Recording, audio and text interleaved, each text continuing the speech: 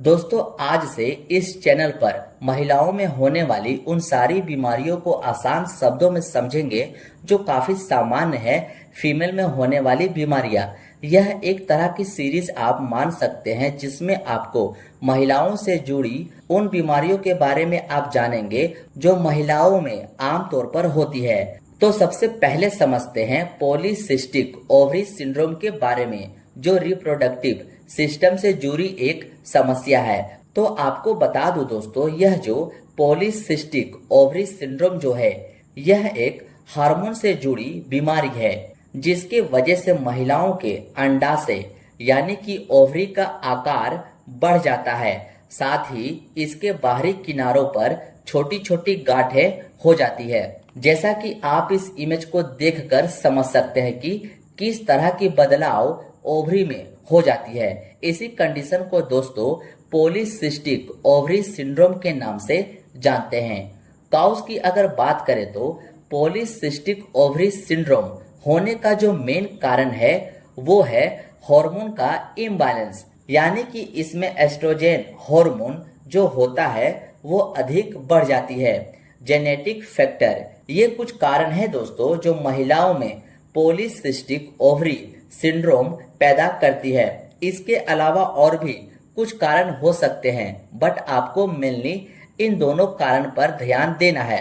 Symptoms, polycystic ovary syndrome अगर हो गया हो तो आपको इसमें कुछ सिम्टम्स दिखाई देते हैं, जैसे कि मासिक धर्म का अनियमित होना या पीरियड स्किप होना, चेहरे और शरीर पर ज्यादा बाल होना, चेहरे पर मुहासे यानी कि एक्ने होना और तेलिया त्वचा का होना, बाल झड़ना या सिर के बाल पतले होना, गर्भधारण में कठिनाई यानी कि इनफर्टिलिटी जैसी प्रॉब्लम को फेस करना।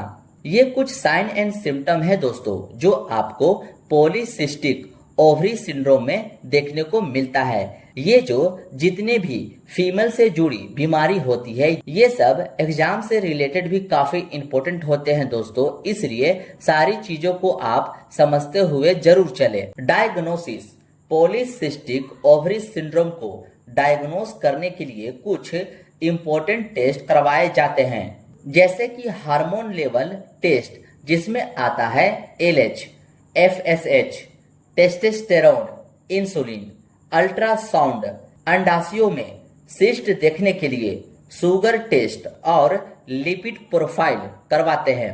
और साथ ही साथ ये भी बता दो दोस्तों, सही समय पर पॉलीसिस्टिक ओवरी सिंड्रोम का इलाज न किया जाए तो बांझपन हो सकती है, डायबिटीज टाइप 2 हो सकती है, हाई ब्लड प्रेशर और हार्ट डिजीज हो सकती है। और सबसे बड़ा खतरा यह है कि एंडोमेट्रियम में कैंसर का खतरा हो सकता है। अब जानते हैं ट्रीटमेंट के बारे में। तो इसमें आपको अपनी लाइफ स्टाइल को बदलनी होती है। हेल्दी डाइट जैसे कम कार्बोहाइड्रेट, हाई प्रोटीन का सेवन करना होता है, नियमित व्यायाम करना और वजन को नियंत्रण रखे। हार्मोन्स पिल्स लेनी होती है पीरियड्स रेगुलर करने के लिए, मेटफॉर्मिन इंसुलिन रेसिस्टेंस के लिए, ओवुलेशन इंड्यूस करने वाली दवाइयां गर्भधारण के लिए, कॉस्मेटिक ट्रीटमेंट अनचाहे बालों को हटाने के लिए। उम्मीद है दोस्तों आप अच्छे से समझ गए होंगे कि पॉलीसिस्टिक ओवरी सिंड्रोम क्या होता है। ये एग्जाम के बेस पर भी बहुत इंपॉर्टेंट है दोस्तों, इसलिए इन सारी डिजीज के बारे में आप जरूर समझे। मिलते हैं अब आपसे एक और महिलाओं में होने वाली एक और बीमारी को लेकर।